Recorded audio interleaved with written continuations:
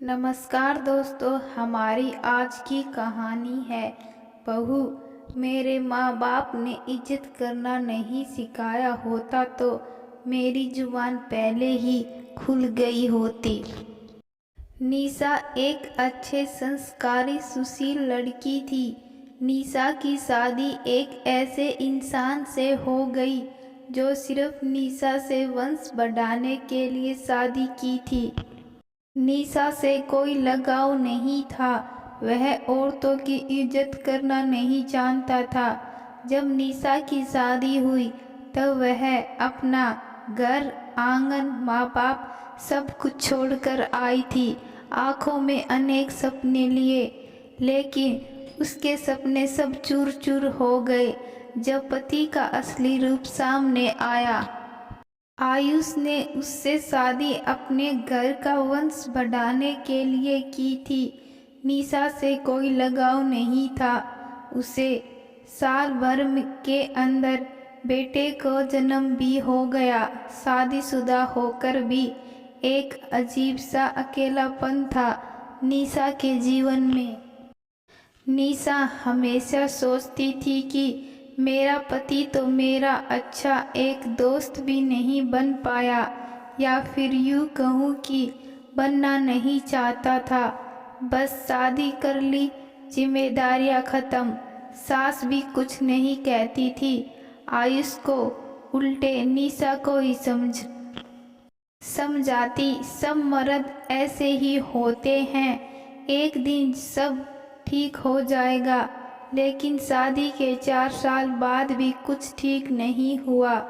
घर का सब काम भी करती थी, बच्चे को भी देखती थी। बच्चे को नहलाना, तैयार करना, बाहर का काम भी करना।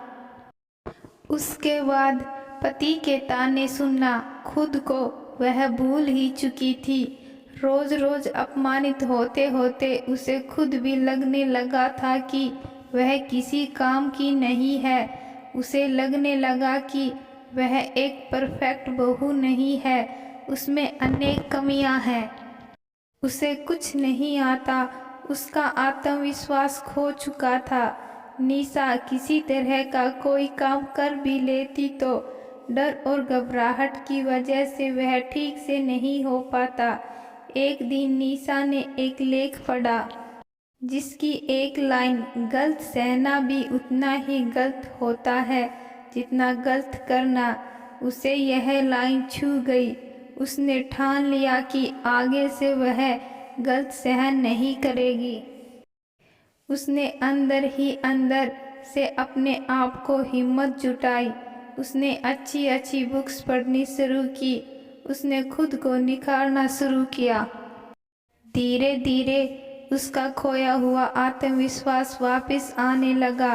जहाँ तक होता वह छोटी छोटी चीज़ों को इग्नोर करती और खुद पर और बच्चे पर ध्यान देती। लेकिन आयुष आदत से मजबूर था।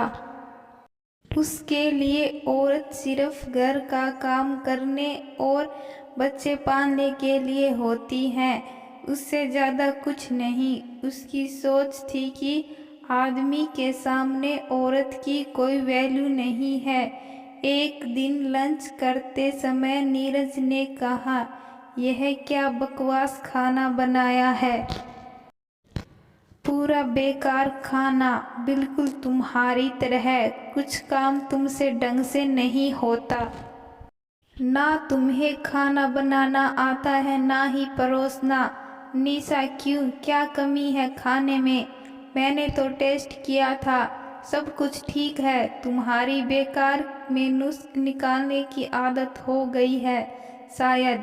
नीरज पहले तो आश्चर्य रह गया कि आज इसका मुंह कैसे खुल गया। उसका गुस्सा और भी बढ़ गया।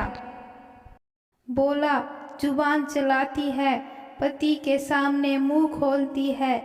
तेरे माँ बाप ने तुझे पति की इज्जत करना भी नहीं सिखाया। मेरे माँ बाप ने यदि इज्जत करना नहीं सिखाया होता तो मेरी यह जुबान बहुत पहले ही खुल चुकी होती। लेकिन शायद तुम्हारे संस्कारों में ज़रूर कमी हुई है। अगर तुम्हें इज्जत चाहिए तो पहले इज्जत करना सीखो। आयुष का गुस्सा अब 7वें आसमान पर था। निशा का इस तरह जवाब देना उसके बर्दाश्त से बाहर हो गया। इधर दोनों का झगड़ा सुनकर माँ उनके बीच में आ गई।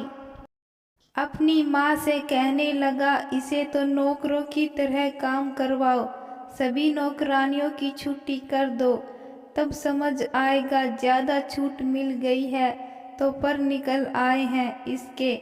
मैं दिन भर बाहर खटकता हूँ, पैसे कमा कर लाता हूँ।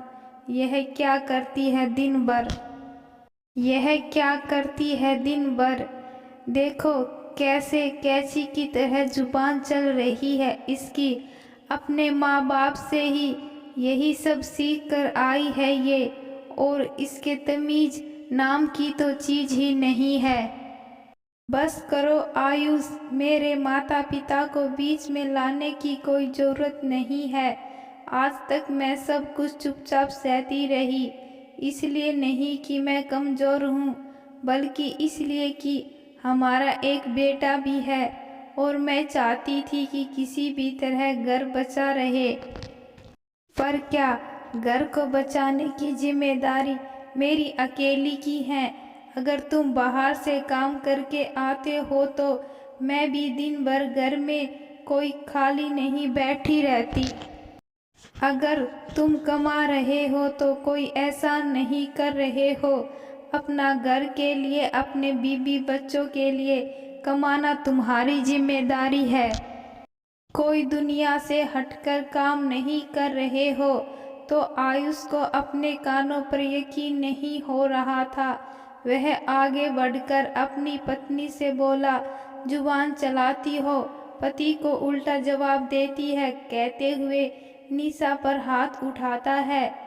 लेकिन बीच में ही निशा उसके हाथ को मजबूती से रोक लेती है और दूसरी ओर झटक देती है। आयुष का जैसे मान सम्मान चूर चूर हो जाता है, उसके अहम को चोट लगती है।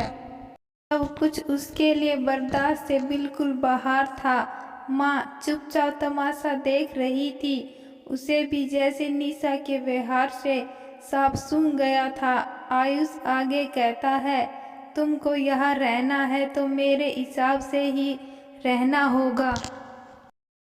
आज तक जैसे चलते आया है वैसे ही चलेगा। तुम औरत हो, तुम्हारी जगह पति के पैरों में है। तुम मेरे पैरों की धूल के बराबर भी नहीं हो, फिर भी मैं तुमको अपने घर में रख रहा हूँ। अपने पति की इज्जत करना तुम्हारा कर्तव्य है, समझी तुम? आयुष और उसकी माँ को यकीन था कि निशा उनसे माफ़ी मांगेगी, क्योंकि रहना तो उसे वही है। लेकिन निशा ने कहा, आज तक मुझे तुम्हारा जितना सुनना था सुन लिया, जितना सहना था सह लिया, बस अब और नहीं। अगर औरत का कर्तव्य है आदमी का सम्मान देना, तो आदमी का फर्ज है अपनी पत्नी को सम्मान दे। आज तक तुमने अपने पत्नी का सम्मान देना तो दूर दोस्त भी नहीं समझा। अपना शादीशुदा होकर भी मैं एकाकी जीवन जी रही हूँ। तुम्हें मेरे साथ रहने का शौक नहीं तो मुझे भी जरूरत नहीं है तुम्हारी।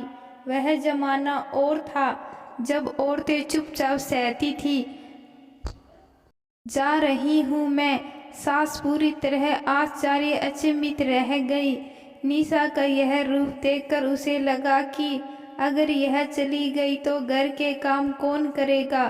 वह निशा को समझाने लगी कि बेटा, यह सब तो होता रहता है पति पत्नी के बीच में। ऐसी छोटी छोटी बातें घर नहीं छोड़ा करती। और तो अच्छी बहू है ना, समझदार है, संस्कारी है। संस्कारी बहू ऐसे घर की इज्जत नहीं उछाला करती। कौन सा पति माँ, कहाँ का पति?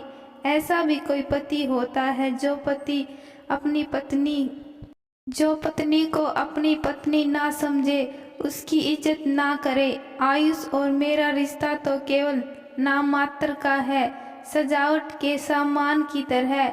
इसमें मुझे अपने घर की शोभा बढ़ाने के लिए लाकर सजा दिया। लोग तो साजो सामान की भी सफाई करते हैं, उसका ध्यान रखते हैं, नहीं तो उस पर भी धूल चढ़ जाती है। पर यहाँ अपना तन मन देकर भी मुझे क्या मिला? अपमान, तिरस्कार और ऐसे शब्द जिसे दिल छलनी हो जाए। मैं सब सहकर भी मुस्कुराती रही, बहुत सह लिया मैंने अब और नहीं। एक बहू, एक बेटी, माँ, पत्नी या औरत होने से पहले मैं एक इंसान हूँ। मेरे अंदर भी भगवान है, संवेदना है, मुझे भी तकलीफ होती है, खुशी होती है और घुट घुट जीने की मुझ में अब हिम्मत नहीं है। नहीं बनना मुझे ऐसी संस्कारी बहू जो पल पल मरती रहे। नहीं रहना मुझे यहाँ, आप ही दोनों रहिए।